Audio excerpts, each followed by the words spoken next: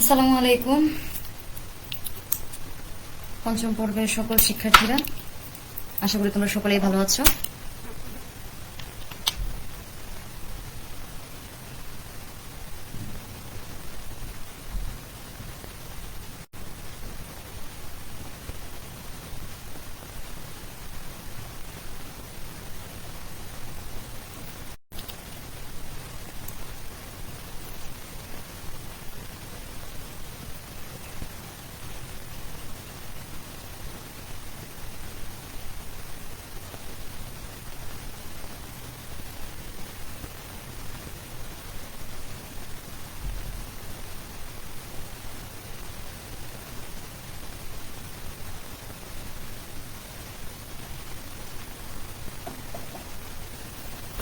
Electromedical টেকনোলজির পঞ্চম পর্বের সকল শিক্ষার্থীরা অনলাইন ক্লাসে অংশগ্রহণ করো। আজকে তোমাদের সপ্তম এবং অষ্টম অধ্যায় নিয়ে আলোচনা করা হবে।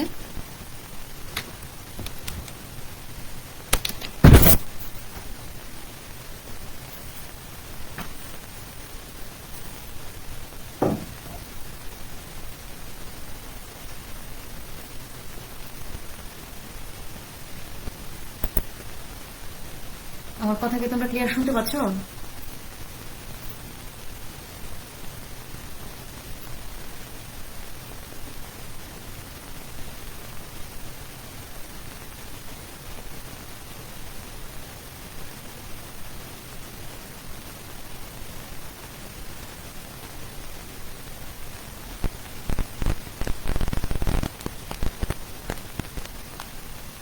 আমার কথা শোনা গেলে একজন আমাকে একটু রেসপন্স করো যে শোনা যাচ্ছে।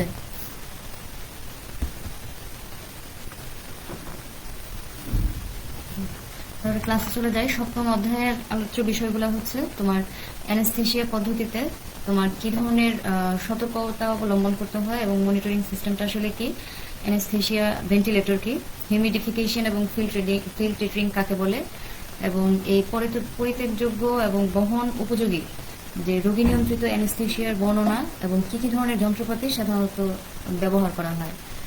আচ্ছা, প্রথমে দেখি অ্যানেস্থেশিয়া পদ্ধতিতে সতর্কীকরণ বা মনিটরিং পদ্ধতিটা আসলে কি। সাধারণত সার্জিক্যাল প্রসিডিউরের ক্ষেত্রে বা অপারেশন করার সময় পেশেন্টকে কি করা হয়, অজ্ঞান করে নেওয়া হয়, অ্যানেস্থেশিয়া করা হয় আর কি।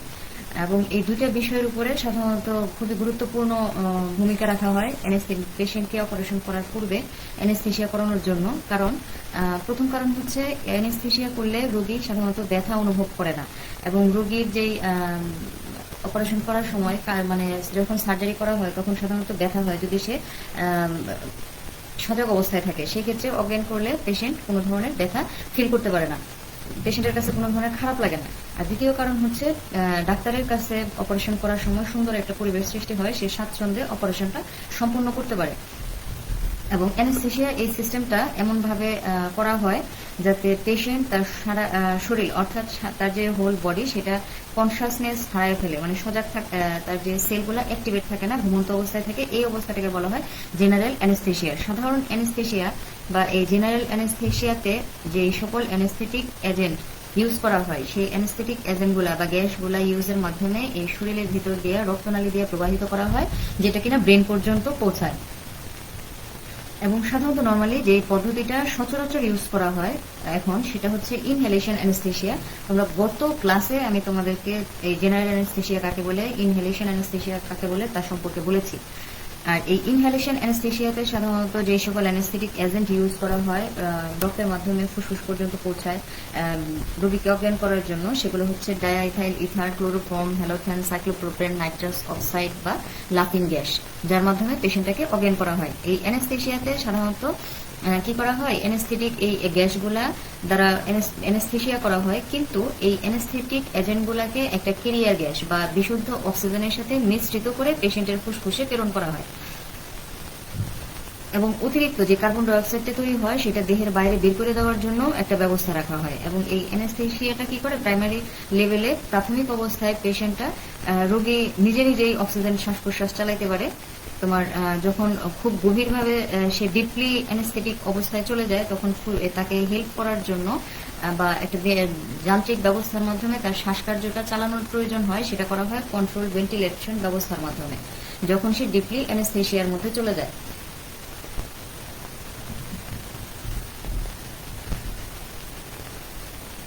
এখানে অ্যানেস্থেসিয়া পদ্ধতির তোমার কিভাবে মনিটরিং করানো হয় আর কি, পেশেন্টটাকে অজ্ঞান করার পরে সেই মনিটরিং ব্যবস্থাটা দেখানো হয়েছে এবং রিডিংগুলো কন্টিনিউয়াসলি রেকর্ড করে রাখা হয়। এখন দেখি অ্যানেস্থেসিয়া ভেন্টিলেটর কি। এটা অ্যানেস্থেসিয়া ভেন্টিলেটরের চিত্র। তোমার এই ভেন্টিলেটরটা সাধারণত ছোট আকৃতির এবং সরল আকৃতির যন্ত্র, যেটার সাহায্যে খুবই সহজে অপারেশন করার সময় শ্বাস প্রশ্বাস প্রক্রিয়াটা নিয়ন্ত্রণ করার জন্য সাহায্য করে, সহায়ক যন্ত্র হিসেবে সাধারণত কাজ করে থাকে। এই অ্যানেস্থেসিয়া ভেন্টিলেটর সিস্টেমটা সাধারণত এই অ্যানেস্থেটিক ডেলিভারি ইউনিটের একটা অখণ্ড উপাদান বলা হয় সাধারণত, কারণ মূল ইকুইপমেন্ট হিসেবে কাজ করে। যখন অ্যানেস্থেসিয়া করা হয় একটা পেশেন্টের, তখন এই ভেন্টিলেটরটা শ্বাসকার্য চালানোর জন্য খুবই গুরুত্বপূর্ণ ভূমিকা পালন করে। এই অ্যানেস্থেসিয়া ভেন্টিলেটরের সাহায্যে তোমার শ্বাস প্রশ্বাস প্রক্রিয়া এবং অ্যানেস্থেটিক যে এজেন্টগুলো ইউজ করা হয়, যে সকল উপাদানের সাহায্যে পেশেন্টকে অজ্ঞান করা হয়, সেই সকল অ্যানেস্থেটিক এজেন্টগুলোকে পেশেন্টের সংস্পর্শে এনে একটা বাইরে থেকে একটা পজিটিভ প্রেশার ক্রিয়েটিং করার মাধ্যমে চাপ সৃষ্টি করা হয়, যার ফলে তোমার সে শ্বাস প্রশ্বাস নেয় এবং এই অ্যানেস্থেটিক এজেন্টগুলো ফুসফুসের ভিতরে প্রবেশ করে এবং পেশেন্টটা তার কনসাসনেসটা হারিয়ে ফেলে। আর এই ভেন্টিলেটরগুলো মূলত ডিজাইন করা হয় পেশেন্টের যে ব্রিদিং সিস্টেম, অর্থাৎ শ্বাস প্রশ্বাস যে ওয়েভফর্মটা থাকে সেটার ডিজাইন অনুসারে এই ভেন্টিলেটরটা কাজ করে থাকে।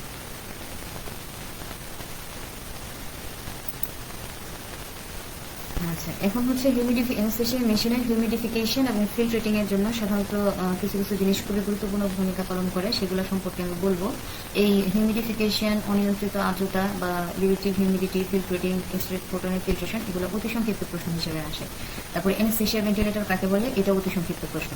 আচ্ছা, এখন দেখি হিউমিডিফিকেশন কি। হিউমিডিফিকেশন হচ্ছে যে পদ্ধতির সাহায্যে সাধারণত অ্যানেস্থেসিয়া মেশিনের ভিতরে তোমার আর্দ্রতা কতটুকু আছে, আর্দ্রতা এবং গ্যাসের যে আর্দ্রতা আছে সেটাকে দূর করা হয়, সেটাকে বলে হিউমিডিফিকেশন।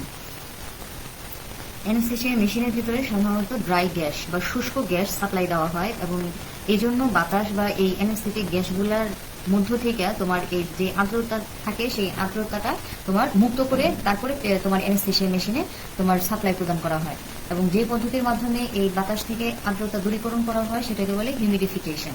আচ্ছা, সেকেন্ড হচ্ছে অনিয়ন্ত্রিত আর্দ্রতা। এটা হচ্ছে জলীয় বাষ্পের সর্বোচ্চ ওজন ধারণ করে বা একটা নির্দিষ্ট আয়তনের বাতাস বহন করে, যেটা তাপমাত্রা কতটুকু আছে তার দ্বারা নির্ণয় করা যায়। যেরকম গরম বাতাসের ভিতরে তোমার বেশি পরিমাণে আর্দ্রতা বিরাজমান থাকে এবং ঠান্ডা বাতাসের ভিতরে আর্দ্রতাটা কম থাকে। তারপর হচ্ছে রিলেটিভ হিউমিডিটি, এটা বেশি ইম্পর্টেন্ট আসে আর কি, আসে বেশি রিলেটিভ হিউমিডিটি এই প্রশ্নটা। এটা এক ধরনের স্যাম্পল তাপমাত্রায় যদি সর্বোচ্চ যে পরিমাণে আর্দ্রতা থাকে এবং অন্য একটা স্যাম্পলের কতটুকু আর্দ্রতা আছে সেটা শতকরা পরিমাণটা নির্ণয় করা যায়, একটা স্যাম্পলকে অন্য একটা স্যাম্পলের সাথে তুলনা করা হয়, তাকে বলা হয় রিলেটিভ হিউমিডিটি। যে একটা আদর্শ স্যাম্পলের সাথে অন্য একটা স্যাম্পল যখন তুলনা করবা, তাহলে যে পরিমাণ যেটা তুলনা করলা যে স্যাম্পলটা, সেটা শতকরা কি পরিমাণে আর্দ্রতা আছে সেটাই হচ্ছে রিলেটিভ হিউমিডিটি।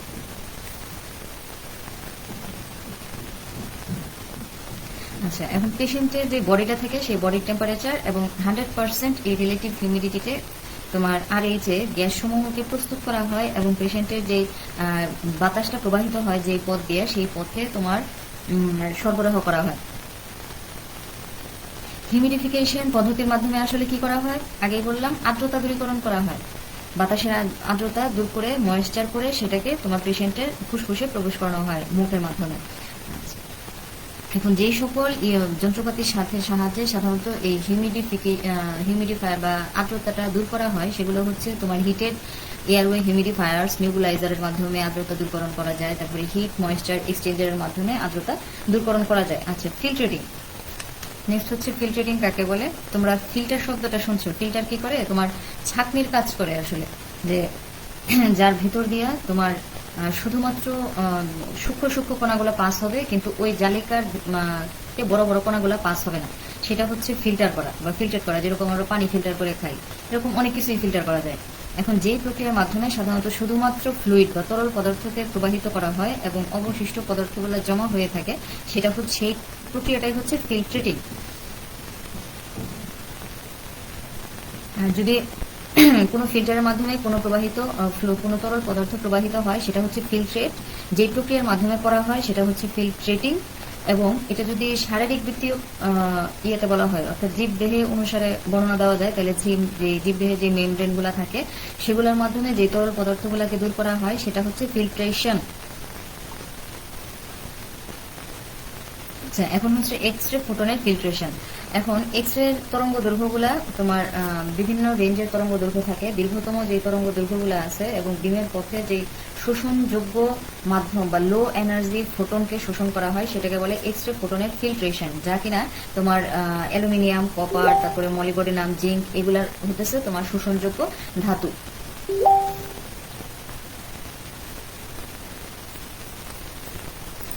আচ্ছা, নেক্সট হচ্ছে তোমার পরিত্যাগযোগ্য বা বহন উপযোগী রোগী নিয়ন্ত্রিত, পেশেন্ট নিয়ন্ত্রিত অ্যানেস্থেসিয়া মেশিনের বর্ণনা।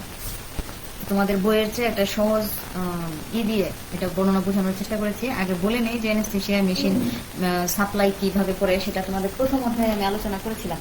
সাধারণত কি করে যে এই হাসপাতাল বা যে ক্লিনিকগুলোকে তোমার পেশেন্টকে চিকিৎসা করানোর সময় এই অ্যানেস্থেসিয়া মেশিন এবং যে জীবন রক্ষাকারী গ্যাসগুলা সাপ্লাই করা হয় সেগুলা সাধারণত তোমার বিভিন্ন ধরনের পাইপলাইন, হাসপাতালে বিভিন্ন ধরনের পাইপলাইনের মাধ্যমে করা হয়। এখন প্রত্যেকটা পেশেন্ট তাদের যে শ্বাসকার্য চালায় সেটা ভিন্ন ভিন্ন আলাদা আলাদা ব্রিদিং ইউনিট এবং অ্যানেস্থেসিয়া যন্ত্রপাতির সাহায্যে করে, এবং এই সকল যন্ত্রপাতি ব্যবহার করার সময় পেশেন্টের নাকে তোমার শ্বাস প্রশ্বাস যন্ত্র আগে লাগানো হয়, তারপরে তোমার মেশিনটাকে অন করা হয়। এটা তো নর্মাল, তোমরা বুঝো যে যদি নাকে আমি সাপ্লাই না দিই, মাস্ক না পরি, তাহলে আমার অক্সিজেনটা যাবে কোথা দিয়ে। এবং এই যন্ত্রগুলাকে সাধারণত তোমার প্রয়োজন অনুসারে এক জায়গা থেকে অন্য জায়গায় তুমি স্থানান্তর করতে পারবা। বিভিন্ন ধরনের ব্রিদিং যে ইউনিটটা আছে সেটা তোমরা যদি যে নিজেরাই একবার যদি দেখো, তাহলে সেটা নিজেরাই তোমরা নিজে চালু করতে পারবা এবং বন্ধ করতে পারবা। সাধারণত পেশেন্ট যখন এটা দেখে ফেলে তখন তার প্রয়োজন অনুসারে অক্সিজেনের সে কমায় বাড়ায় করতে পারে। এখন এই জীবন ধারণের যে গ্যাসগুলা আছে সেগুলাকে সাধারণত নিয়ন্ত্রণ করা যায় বিভিন্ন ধরনের কন্ট্রোল নবের মাধ্যমে। একজন যে কি বলবো, একজন সচেতন রোগী বা যে এই জিনিসটা সম্পর্কে বুঝতে পারে, বা পেশেন্টের সাথে যে গার্জিয়ান থাকে সে, কারণ নার্স তো প্রতিনিয়ত একটা পেশেন্টের পাশে দাঁড়ানো অবস্থায় থাকবে না, সেই ক্ষেত্রে পেশেন্টের সাথে যে গার্জিয়ান থাকবে সেই গার্জিয়ান, তারপরে ট্রেনিং প্রাপ্ত নার্স, ডাক্তারগুলা সাধারণত এই অক্সিজেন সাপ্লাইয়ের কাজটা করে থাকে, মানে বাড়ানো কমানো কন্ট্রোল করার কাজটা করে থাকে। এখন এই অ্যানেস্থেসিয়া মেশিন এবং বিভিন্ন ধরনের এই যে জীবন রক্ষাকারী গ্যাসগুলা থাকে সেগুলো তো বিভিন্ন পাইপলাইনের মাধ্যমে প্রবাহিত হয়, এবং এই গ্যাসগুলাকেও তোমার বিভিন্ন ধরনের বাল্ব, তারপরে রেগুলেটরের মাধ্যমে নিয়ন্ত্রণ করা যায় এবং সাপ্লাই প্রদান করা হয়। এবং এই গ্যাসগুলাতে সাধারণত তোমার কি করে, একটা নির্দিষ্ট চাপ বজায় রাখে, যেরকম 275 থেকে 345 কেপিএ বা 40 থেকে 50 পিএসআই পর্যন্ত প্রেশার তোমার সাপ্লাইটা বিরাজমান অবস্থায় থাকে। এখন এই কেন্দ্রীয় যে গ্যাস সরবরাহ লাইনের সাথে পেশেন্টের যে সংযোগ প্রদান করা হয় সেটা যাতে কোনো কারণে তোমার ভুল কানেকশন না হয়, সেই ক্ষেত্রে দুই ধরনের কানেকশন দেওয়া হয়। একটা কি আগে পড়াইছি তোমাদের ডায়ামিটার ইন্ডেক্স সেফটি সিস্টেম, তারপর আরেকটা হচ্ছে নন ইন্টারচেঞ্জেবল কুইক কাপলার। আচ্ছা, এখন দেখো এই চিত্রে তোমার দেখানো হয়েছে প্রথমে কি ফার্স্টে হচ্ছে তোমার ফ্রেশ গ্যাস বা চেতনা, যে বিশুদ্ধ বাতাস, সেই বিশুদ্ধ বাতাসকে এই চেতনানাশক মেশিনের মাধ্যমে বা অ্যানেস্থেসিয়া মেশিনের মাধ্যমে তোমার গ্যাস আউটলেট দিয়ে প্রবেশ করানো হচ্ছে।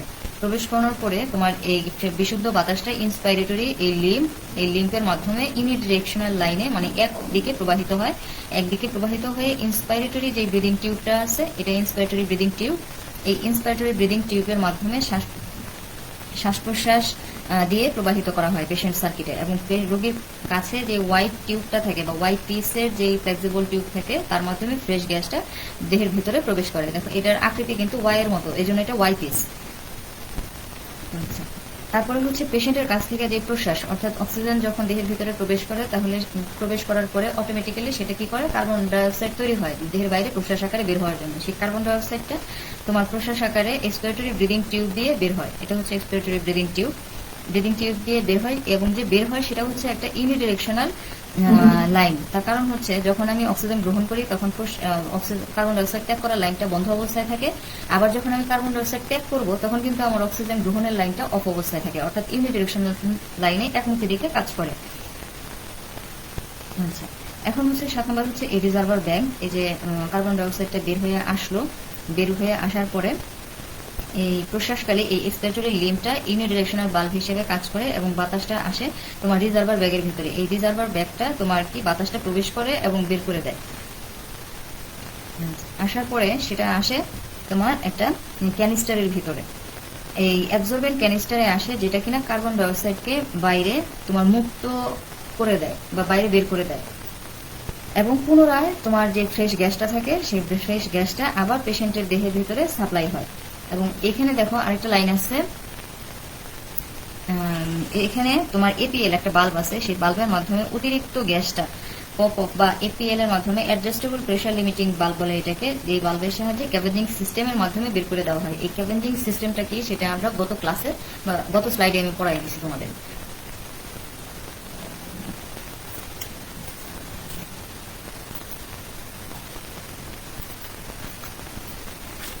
আচ্ছা, এখন হচ্ছে অ্যানেস্থেসিয়া মেশিন এবং ইন্টেনসিভ কেয়ারে ব্যবহৃত বিভিন্ন ধরনের যন্ত্রপাতি। সাধারণত আইসিইউতে কি করা হয়, খুবই মুমূর্ষ পেশেন্ট বা যাদের ক্রিটিক্যাল কন্ডিশনে থাকে তাদেরকে কন্টিনিউয়াসলি মনিটরিং করার জন্য, পরিচর্যা করার জন্য তোমার আইসিইউতে রাখা হয়। এবং এই যাদেরকে অপারেশন করা হয় অর্থাৎ অ্যানেস্থেসিয়ার যে পেশেন্ট থাকে তাদেরকে মনিটরিং করার জন্য, অ্যানেস্থেসিয়া পেশেন্ট এবং ইন্টেনসিভ কেয়ারে যারা থাকে তাদেরকে কন্টিনিউয়াসলি পর্যবেক্ষণ করার জন্য যে সকল যন্ত্রপাতি কাজ করে সেগুলো হচ্ছে ইসিজি মেশিন, তোমার ইলেকট্রোকার্ডিওগ্রামটা ধারণ করে, তা কার্ডিওস্কোপ, তারপরে তোমার পেশেন্ট মনিটর এবং কার্ডিওটেকোমিটার। টোটাল জিনিসগুলাকে তোমার সেন্ট্রাল মনিটরিং সিস্টেমের মাধ্যমে তোমার মনিটরিং করা হয়। এই সবগুলা রেকর্ড পেশেন্ট মনিটরে তোমার হার্টবিট, পালস রেট কতটুকু আছে, টেম্পারেচার, বডি টেম্পারেচার কত, ইসিজি রেকর্ড কত, সবকিছু এখানে রেকর্ড করা হয়। এবং এই পেশেন্ট মনিটরটাকে অনেকগুলো আর সেন্ট্রাল মনিটরিং সিস্টেমটা আইসিইউতে রাখা হয় এই কারণে, কারণ যতগুলো পেশেন্ট মনিটর থাকবে সবগুলা পেশেন্ট মনিটরের ডাটাগুলোকে একত্রে মনিটরিং করা যায় একটা মাত্র কম্পিউটারের মাধ্যমে, সেটা হচ্ছে সেন্ট্রাল মনিটরিং সিস্টেম।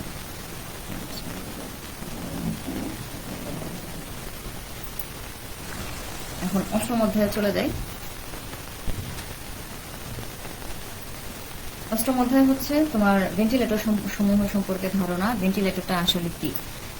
ভেন্টিলেটর হচ্ছে অ্যানেস্থেটিক ডেলিভারি সিস্টেমের একটা অখণ্ড উপাদান বলা হয় ভেন্টিলেটর, কারণ খুবই গুরুত্বপূর্ণ ভূমিকা পালন করে যখন পেশেন্ট নিজে নিজে শ্বাস প্রশ্বাস গ্রহণ বা ত্যাগ করতে পারে না বা অর্থাৎ ডিপলি অ্যানেস্থেটিক কন্ডিশনে চলে যায়, তখন এই ভেন্টিলেটরটা তাকে সাপোর্ট হিসেবে কাজ করায় শ্বাস প্রশ্বাস গ্রহণ এবং ত্যাগের ক্ষেত্রে।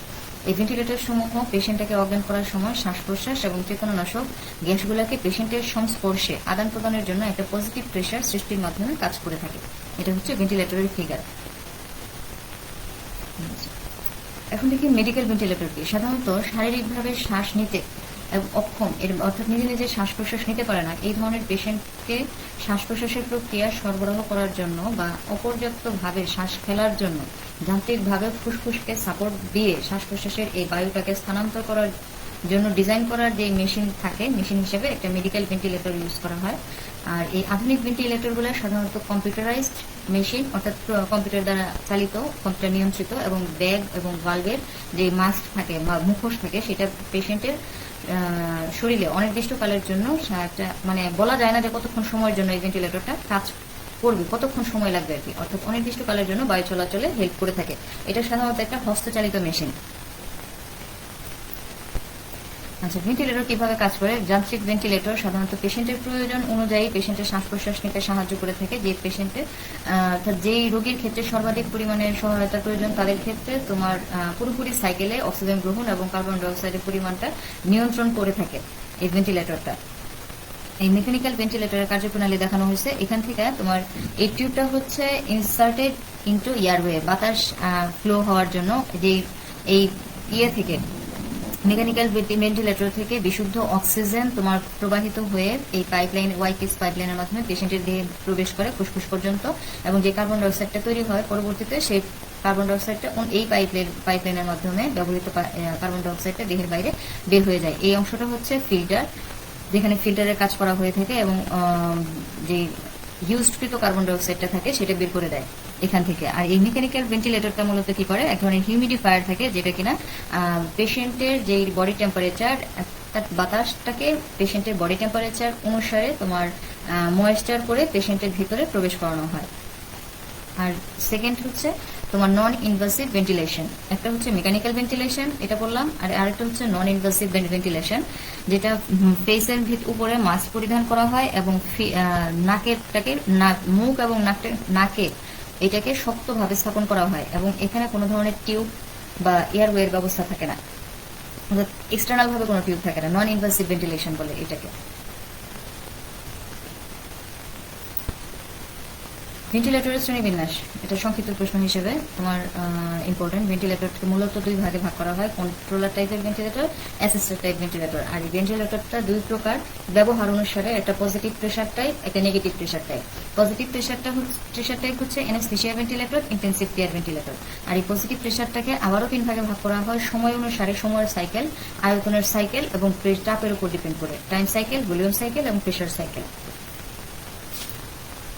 আচ্ছা, অ্যানেস্থেসিয়া ভেন্টিলেটরটা পড়েছো যে অ্যানেস্থেসিয়া ভেন্টিলেটরগুলো আকৃতিতে ছোট হয় এবং এটার যন্ত্রটাও ছোট। অপারেশনের সময় কন্টিনিউয়াসলি শ্বাস প্রশ্বাস ক্রিয়ার সাহায্যকারী হিসেবে অ্যানেস্থেসিয়া ভেন্টিলেটরটা কাজ করে। আর ইন্টেন্সিভ কেয়ার ভেন্টিলেটরটা সাধারণত গঠনটা জটিল এবং শ্বাস প্রশ্বাসকে নিয়ন্ত্রণ করে এবং পেশেন্টকে যাতে অধিক পরিমাণে ফ্যাসিলিটি প্রদান করে থাকে এই আইসিইউতে ইন্টেন্সিভ কেয়ার ভেন্টিলেটরটা। পেশেন্ট যখন শ্বাস গ্রহণ করতে চেষ্টা করে তখন এই ভেন্টিলেটরগুলোকে বাতাস সাপ্লাই করে থাকে, এই জন্য এই ইন্টেন্সিভ কেয়ার ভেন্টিলেটর সমূহের সুবিধাটা বেশি। আচ্ছা, নেক্সট হচ্ছে নেগেটিভ প্রেশার ভেন্টিলেটর। এটা হচ্ছে নেগেটিভ প্রেশার ভেন্টিলেটরের চিত্র।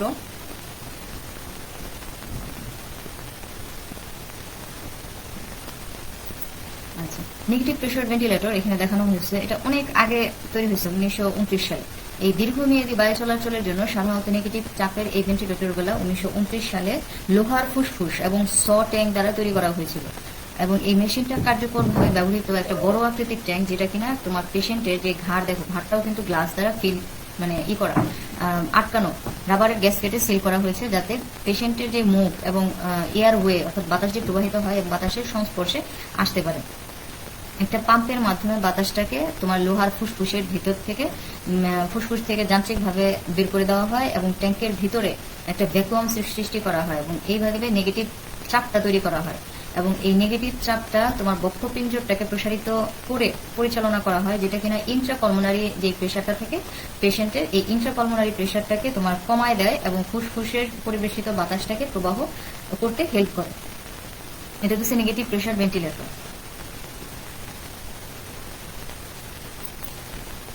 আচ্ছা, পজিটিভ প্রেশার ভেন্টিলেটরটা কি? পজিটিভ প্রেশার ভেন্টিলেটর হচ্ছে যেরকম যোদ্ধা পাইলট বা বিমানগুলা ইউজ করা হয়, যেগুলা তোমার যে সকল বিমানের সাহায্যে যুদ্ধ করা হয় অনেক উচ্চতায়, যোদ্ধা পাইলট গুলাকে অক্সিজেন সাপ্লাই করার জন্য তোমার দ্বিতীয় বিশ্বযুদ্ধের সময় ইতিবাচক অর্থাৎ পজিটিভ চাপের এই ভেন্টিলেটর গুলা তৈরি করা হয়েছিল।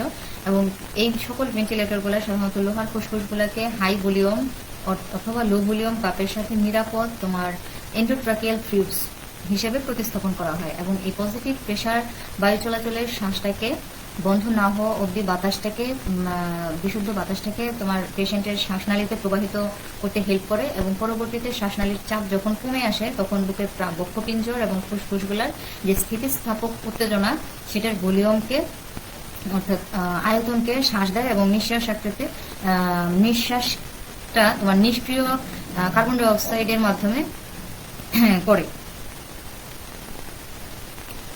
আচ্ছা, নেক্সট হচ্ছে পজিটিভ প্রেশার ভেন্টিলেটরের ফাংশনাল ডায়াগ্রাম বর্ণনা। এটা মোস্ট ইম্পর্টেন্ট এই অধ্যায় থেকে। এটা তোমাদের সংক্ষিপ্ত প্রশ্ন হিসেবে ব্লক ডায়াগ্রাম আসতে পারে।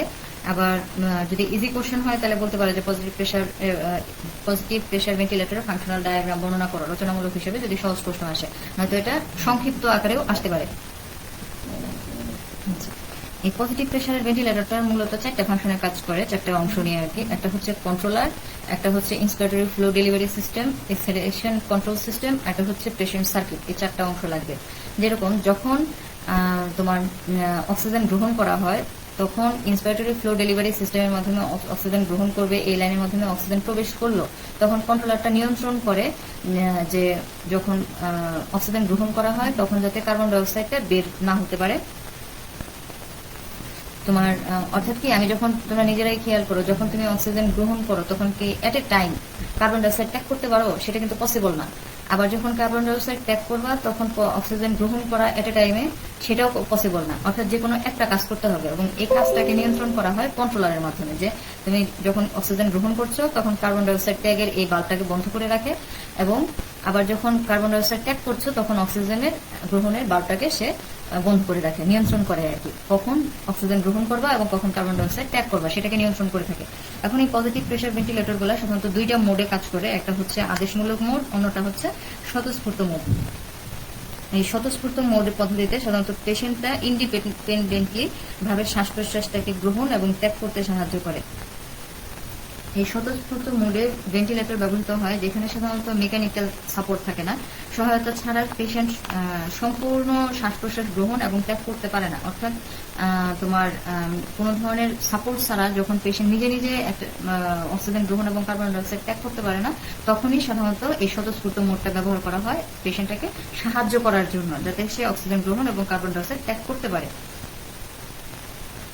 আর আদেশমূলক মোডটা হচ্ছে তোমার পেশেন্টের উপর নির্ভরশীল, পেশেন্ট ইচ্ছা করলে নিতে পারে, ইচ্ছা করলে ত্যাগ করতে পারে, তখন আদেশমূলক মোডটা ব্যবহার করা হয়।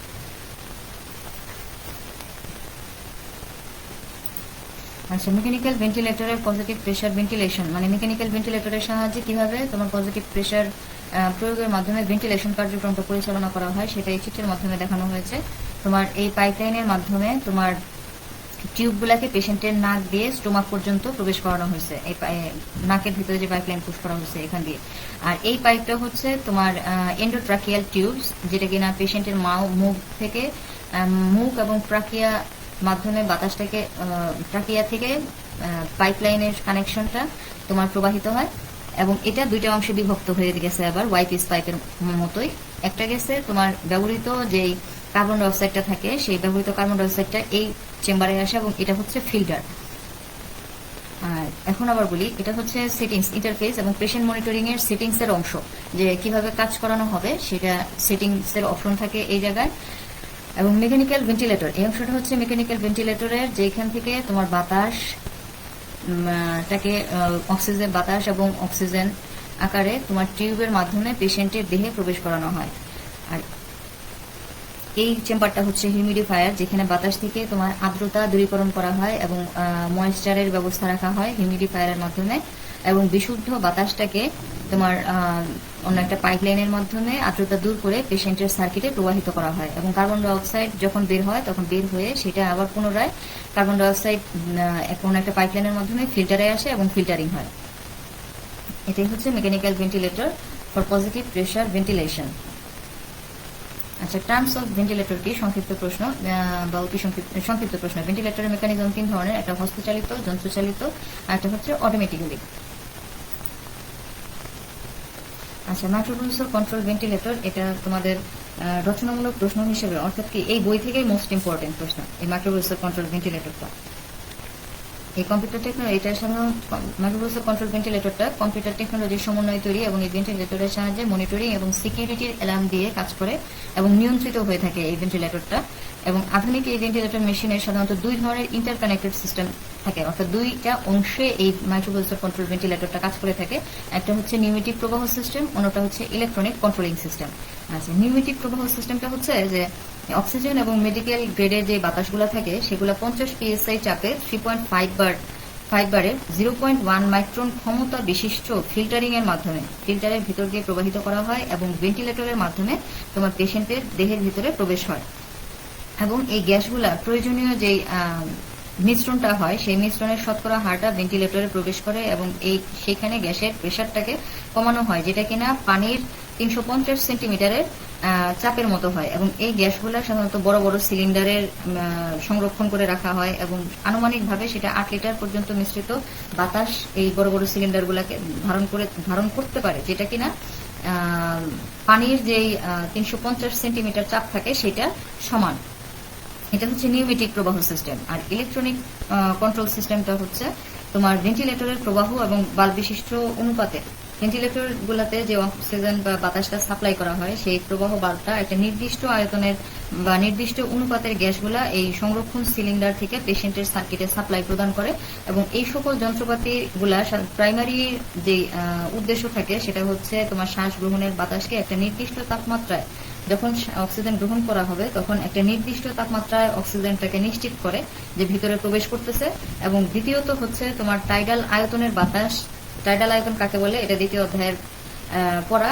তৃতীয় অধ্যায়ে তোমরা এটা একটু দেখে নিবা যে টাইডাল ভলিউম কাকে বলে, আমি পড়াই দিচ্ছি। এই টাইডাল আয়তনের বাতাসটাকে পেশেন্টের দেহে সরবরাহ করা হয়। যখন ভেন্টিলেটরগুলা নর্মালি অকার্যকর হয়ে যায় তখন পেশেন্টের যে সার্কিটের চাপটা থাকে তখন সেটা পানির তোমার 10 সেন্টিমিটারও নিচে নেমে যায়। তখন অ্যাম্বিয়েন্ট বাল্ব, যখন ভেন্টিলেটরটা কাজ করে না, অর্থাৎ তোমার শ্বাস প্রশ্বাস সার্কিটের চাপটা তোমার পানির 10 সেন্টিমিটারেরও নিচে চলে যায়, তখন অ্যাম্বিয়েন্ট বাল্বের সাহায্যে তোমার রুমের বাতাসে শ্বাসক্রিয়া চালানোর জন্য ক্ষমতা যোগায়।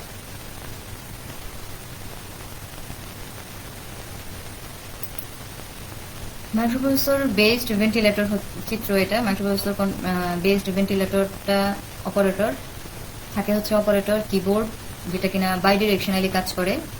আর তারপরে হচ্ছে মাইক্রোপ্রসেসর ইলেকট্রনিক্স এর মাধ্যমে নিউমেটিক সিস্টেমের সাথে কানেকশন অবস্থায় থাকে, যেটাও বাই ডিরেকশনাল। প্রত্যেকটা অপশনে বাই ডিরেকশনাল। মাইক্রোপ্রসেসর থেকে পেশেন্ট সার্ভিস যে সিস্টেমগুলো থাকে সেগুলোকে নিয়ন্ত্রণ করা হয় মাইক্রোপ্রসেসরের মাধ্যমে। পেশেন্টকে সাপ্লাই দেওয়া হয় এবং সেখান থেকে আবার প্রয়োজন অনুসারে সেটার ডিরেকশনও চেঞ্জ করা যায়।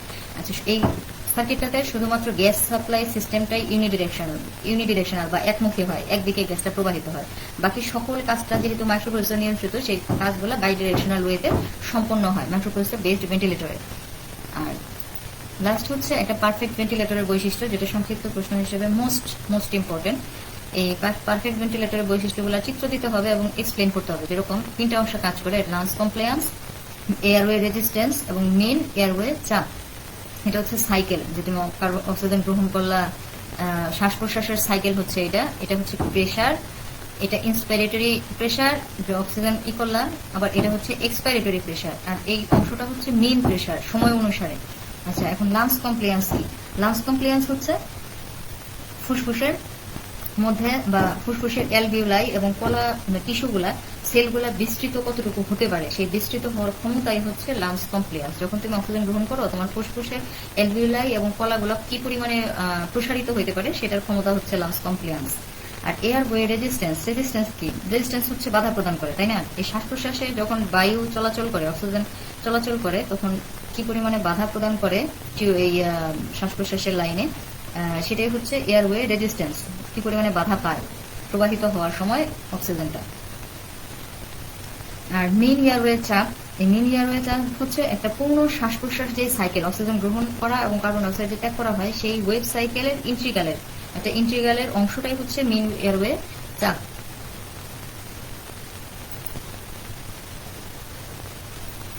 এখন হচ্ছে ভেন্টিলেটরের সমূহের প্রয়োগ কোথায় কোথায় প্রয়োগ করা হয়। ইন্টেন্সিভ কেয়ার মেডিসিনে, হোম কেয়ার, ইমার্জেন্সি, অ্যানেস্থেশিয়াতে, লাইফ ক্রিটিক্যাল সিস্টেমে, অ্যালার্মের জন্য ব্যবহার করা হয়। তারপরে বিঘ্নকারী ফ্লো প্যাটার্নের ক্ষেত্রে, ফুসফুসের কার্যকারিতা পর্যবেক্ষণের ক্ষেত্রে, রিকভারি টাইম কম করার জন্য, ওভার ইনফ্লামেশনের ক্ষেত্রে চিহ্নিত করার জন্য যে কোথাও খুব বেশি হয়ে যাচ্ছে কিনা প্রভাবটা, প্রোভাইডস কন্টিনিউয়াস পেশেন্ট মনিটরিং এর ক্ষেত্রে, এবং up to minute condition specific result, প্রতিনিয়ত মিনিট অনুসারে প্রতিনিয়ত সেটাকে পরিমাপ করার জন্য ভেন্টিলেটরগুলো প্রয়োজন অনুসারে ব্যবহার করা হয়। এই ভেন্টিলেটরের সংজ্ঞা অতি সংক্ষিপ্ত। এই সংজ্ঞাগুলো শ্রেণীবিন্যাসটা সংক্ষিপ্ত প্রশ্ন হিসেবে টার্মস অফ ভেন্টিলেটর, তোমার এই টার্মস অফ ভেন্টিলেটরটা আসবে সংক্ষিপ্ত প্রশ্ন। তারপরে মাইক্রোপ্রসেসর কন্ট্রোল ভেন্টিলেটর, এটা রচনামূলক প্রশ্ন হিসেবে আসবে। পজিটিভ প্রেশার ভেন্টিলেটরটা তোমাদের সংক্ষিপ্ত প্রশ্ন হিসেবে মোস্ট ইম্পর্টেন্ট। তারপরে পারফেক্ট ভেন্টিলেটরের বৈশিষ্ট্য, সেটাও তোমার সংক্ষিপ্ত প্রশ্নের জন্য ইম্পর্টেন্ট। ভেন্টিলেটরের প্রয়োগ ও সংক্ষিপ্ত প্রশ্নের জন্য ইম্পর্টেন্ট। আচ্ছা, কোনো প্রশ্ন থাকলে আমাকে জানাও।